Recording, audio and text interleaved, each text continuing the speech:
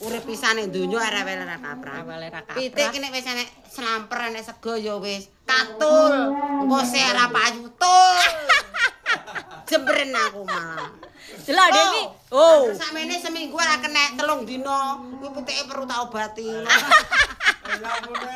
Lah beras piye delok ku lho, lah berasku ayu. Duwe ra duwe kuwi nggo mbak rono nggih. Ya Allah, mosok gak mangan beras anyar. Kok sik anyar-anyar sing penting. Lagi panen mosok gak ditumbasi. Mas go jagung. Ya Allah, 2026 yu, mosok mas go jagung. Hari gini mas go jagung mendelik aku. Mecicil yu aja yu. Ayo aku perenggahan beras anyar yu, tumbasi yu.